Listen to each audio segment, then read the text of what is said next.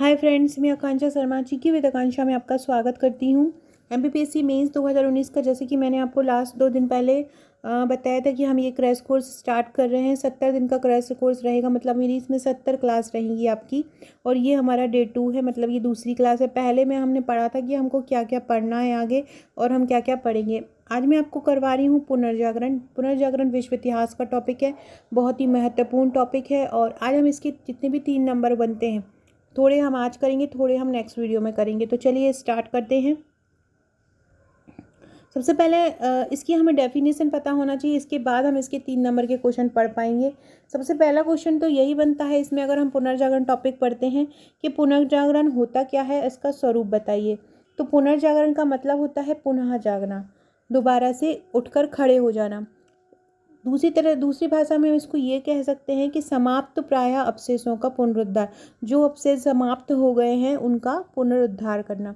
एक ऐसा बौद्धिक व सांस्कृतिक आंदोलन जिसमें प्राचीन यूरोप की प्रेरणा के आधार पर नए यूरोप का निर्माण हो रहा था। मतलब ये एक पुनर्जागरण की अगर हमको डिफाइन करना हो तो हम इस प्रकार से लिख सकते हैं कि एक ऐसा बौद्धिक और सांस्कृतिक आंदोलन जिसमें प्राचीन यूरोप की प्रेरणा के आधार पर नए यूरोप का निर्माण हो रहा था तथा आलोचनात्मक व अन्वेषणात्मक प्रवृत्तियों ने इसमें जन्म लिया, जिसके कारण मनुष्य स्वतंत्र चिंतन की ओर अग्रसर हुआ। पंडित जवाहरलाल नेहरू के अनुसार, अगर आपसे पुनर्जागरण की डेफिनेशन पूछे तो आप ये डेफिनेशन पंडित जवाहरलाल नेहरू के अकॉर्डिंग लिख सकते हैं कि पुनर्जागरण का अर्थ विद्या का पुनर्जन्म तथा कला, विज्ञान, साहित्य और यूरोपीय भाषा का विकास है। अब हम इसके 3 नंबर के पढ़ते हैं। फ्रेंड्स, अगर आप विश्व इतिहास के नोट्स लेना चाहते हैं तो उसकी सॉफ्ट कॉपी आपको मिल सकती है। सॉफ्ट कॉपी का चार्ज 100 रुपीज़ है। इस 100 रुपीज़ के साथ आपको एक व्हाट्सएप का ग्रुप भी मिलेगा। उस व्हाट्सएप के ग्रुप में भी आपको विश्व इतिहास के सभी क्वेश्चंस की नोट्स के अलावा जो क्वेश्चन बन सकते हैं उनकी तैयारी कराई जाएगी। इसी प्रकार के हैंड रिटन नोट्स आप मेरे ऑल सब्जेक्ट ले सकते हैं, चाहे आप 2019 का मेंस दे रहे हो, चाहे आप 2021 का मेंस दे रहे हो। अलग अलग सिलेबस के अकॉर्डिंग आपको अलग अलग नोट्स मिल जाएंगे। अगर आप 2019 का मेंस दे रहे हैं तो आपको सॉफ्ट कॉपी और हार्ड कॉपी दोनों ही अवेलेबल रहेगी, पेपर फर्स्ट से लेकर पेपर 6 तक। हैंड रिटन नोट्स हैं, प्रश्नोत्तर श्रृंखला में है। सॉफ्ट कॉपी में भी वही रहेगा जो हार्ड कॉपी में रहता है। सॉफ्ट कॉपी आप खुद प्रिंट करा सकते हैं। अगर आप हार्ड कॉपी कहीं भी भारत में रहते हैं मंगाना चाहते हैं तो आपके पास ये बाय कोरियर डिलीवर हो जाएगा। इसी प्रकार से हैंड रिटन नोट्स रहेगा। हर सब्जेक्ट के साथ, हर टॉपिक के साथ आपको एक व्हाट्सएप का ग्रुप भी मिलेगा कि कहीं कोई क्वेश्चन हमसे छूट जाता है तो हम वो ग्रुप में आपको अवेलेबल करा देंगे। पहला क्वेश्चन है फ्लोरेंस नगर। फ्लोरेंस नगर के बारे में अगर हम जाने तो ये पुनर्जागरण का जो प्रारंभ हुआ था वो इटली के फ्लोरेंस नगर से ही हुआ था। तो हम लिख देंगे इसमें ये आंसर, फ्लोरेंस नगर, पुनर्जागरण का प्रारंभ इटली के फ्लोरेंस नगर से। अगला है वोकासियो। वोकासियो इटालियन गद्य के जनक हैं। वोकासियो कौन है? वोकासियो इटालियन गद्य के जनक हैं, कहानीकार हैं और इनकी प्रमुख पुस्तक है डेकामेरॉन। बोकासियो कौन है? बोकासियो कौन है? बोकासियो इटालियन गद्य का जनक है, कहानीकार हैं और इनकी पुस्तक कौन सी है? पुस्तक है डेकामेरॉन। अगला क्वेश्चन है दांते। दांते पुनर्जागरण के अग्रदूत हैं। दांते कौन है? दांते पुनर्जागरण के अग्रदूत हैं, इटली के महान कवि हैं और इनका प्रसिद्ध काव्य है डिवाइन कॉमेडी। ये आपसे ऐसा भी आ सकता है, डिवाइन कॉमेडी अकेले लिख देंगे तो आपको बता देना है कि उसमें ये दांते द्वारा लिखित एक पुस्तक है। अगला है लियोनार्डो दा विंची। ये पुनर्जागरण के अग्रदूत थे। ये महान चित्रकार थे, महान वैज्ञानिक थे और महान दार्शनिक थे। मोनालिसा जो इनका प्रसिद्ध चित्र है ये विश्व प्रसिद्ध है और इनका प्रसिद्ध चित्र Mona Lisa, the last supper. The last supper में ईसा मसीह का जो लास्ट क्षण था उनकी डेथ के पहले का, वो बताया गया है इस पुस्तक में, द लास्ट सफर में।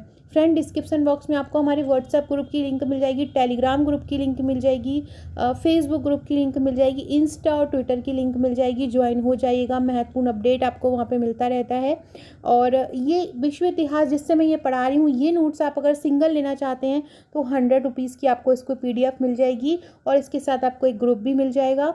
और इसके अलावा आपको पूरा पैकेज नहीं लेना चाहते हैं, आपको कोई स्पेशली कोई एक सब्जेक्ट चाहिए है या कोई एक यूनिट चाहिए या कोई एक पेपर चाहिए है तो वो भी आपको अवेलेबल हो जाएगा, लेकिन वो सॉफ्ट कॉपी में मिलेगा। हार्ड कॉपी में पूरा पैकेज ही आपको लेना पड़ेगा, पेपर फर्स्ट से लेकर पेपर 6 तक का। अगला है पेट्रार्क। पेट्रार्क कौन है? ये मानवतावाद के संस्थापक हैं। पेट्रार्क कौन है? तो पेट्रार्क है मानवतावाद के संस्थापक। इटली के ये निवासी हैं। पुनर्भाग जागरण की भावना को प्रश्रय देने वाला ये दूसरा व्यक्ति है। किस कौन को? पुनर्जागरण की भावना को प्रश्रय मतलब आश्रय देने वाला। अगला है मैकियावेली। मैकियावेली को आधुनिक विश्व का प्रथम राजनीतिक चिंतक कहा जाता है। मैकियावेली को क्या बोलते हैं? आधुनिक विश्व का प्रथम राजनीतिक चिंतक मैकियावेली को बोला जाता है। ये फ्लोरेंस निवासी हैं और इनकी प्रसिद्ध पुस्तक है द प्रिंस। मैकियावेली कौन है? मैकियावेली आधुनिक विश्व का प्रथम राजनीतिक चिंतक है। फ्लोरेंस के ये निवासी हैं और इनकी प्रसिद्ध पुस्तक कौन सी है? The Prince. अगला है मार्टिन लूथर। मार्टिन लूथर धर्म सुधार आंदोलन के प्रवर्तक हैं। मार्टिन लूथर कौन थे? मार्टिन लूथर धर्म सुधार आंदोलन के प्रवर्तक थे। जर्मन भाषा में इन्होंने बाइबल का अनुवाद किया था। मार्टिन लूथर ने क्या किया था? जर्मन भाषा में बाइबल का अनुवाद किया था। नवीन धर्म प्रोटेस्टेंट को इन्होंने जन्म दिया। एक नया धर्म था प्रोटेस्टेंट, इन्होंने किसने जन्म दिया? मार्टिन लूथर ने। अगला है मोनालिसा। मोनालिसा के बारे में अभी हमने पढ़ा था। लियोनार्डो विंसी द्वारा बनाया गया एक चित्र है। इस चित्र में चटकीले रंग और 3D प्रभाव का प्रयोग किया गया था। इसकी विशेषता क्या थी कि नारी मुख पर एक रहस्यमयी मुस्कान है। आपने मोनालिसा का चित्र कहीं भी टीवी वगैरह में देखा होगा। एक नारी का एक चेहरा है और उसमें बहुत ही अलग स्माइल बनाई हुई है, जिससे ये चित्र बहुत ज़्यादा प्रभावी दिखता है और विश्व प्रसिद्ध है। तो मोनालिसा क्या है? लियोनार्डो दा विंसी द्वारा बनाया चित्र है। इस चित्र में चटकीले रंग का और 3D प्रभाव का प्रयोग किया गया है। विशेषता क्या है? नारी मुख पर रहस्यमयी मुस्कान। अगला है टॉमस मूर। टॉमस मूर एक इंग्लैंड के लेखक हैं।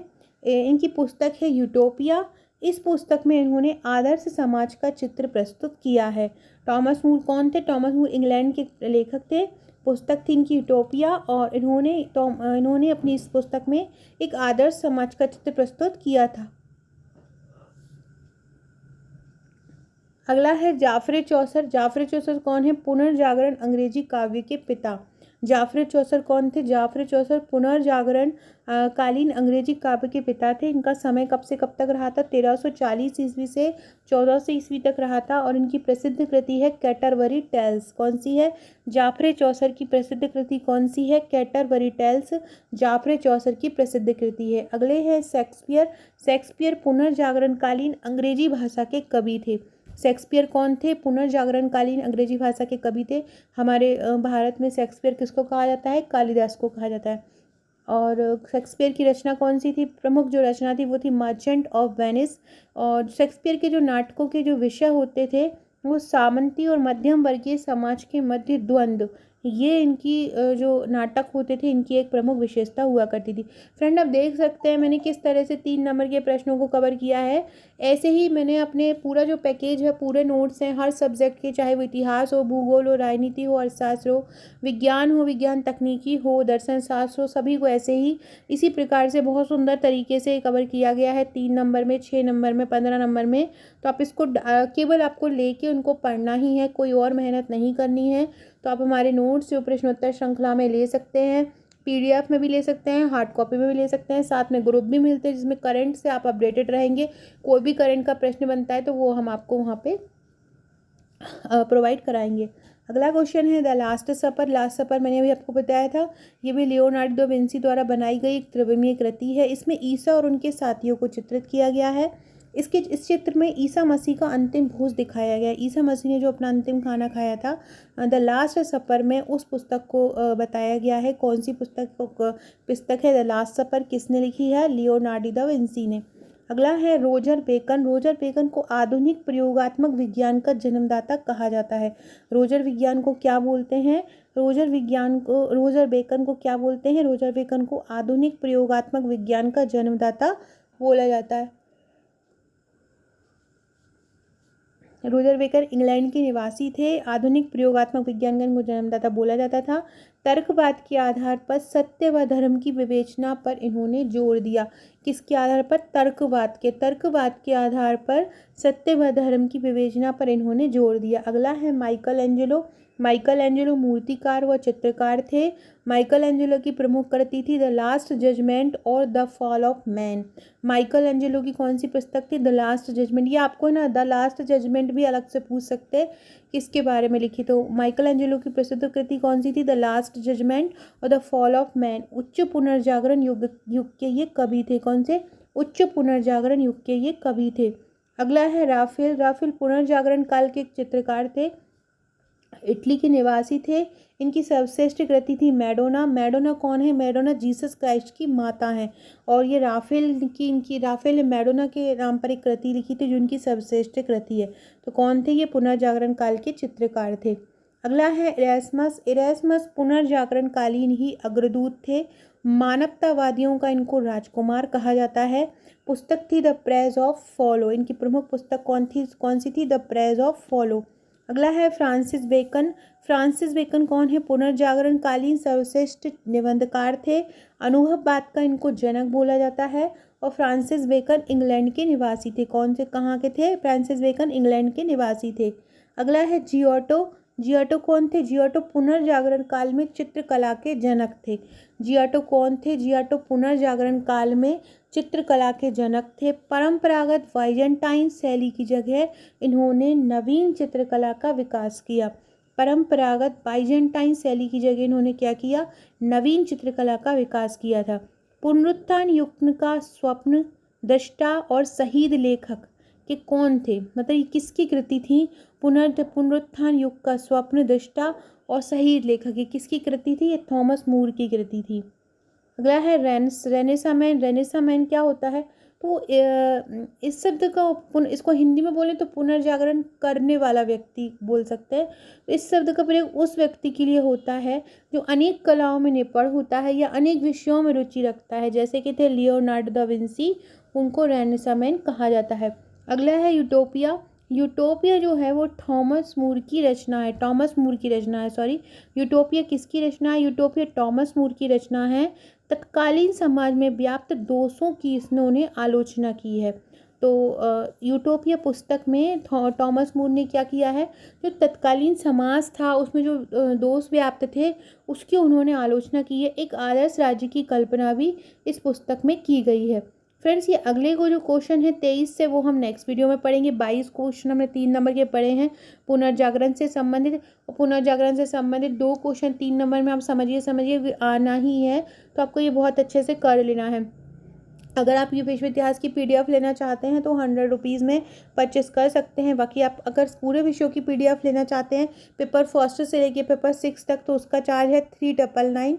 और अगर इसकी हार्ड कॉपी लेना चाहते हैं 2019 मेंस की, तो वो है 999। उनके साथ, दोनों के ही साथ आपको व्हाट्सएप के ग्रुप मिलेंगे जहाँ पर आपकी तैयारी कराई जाएगी, करंट से अपडेटेड रखा रह जाएगा। Okay friends, thank you.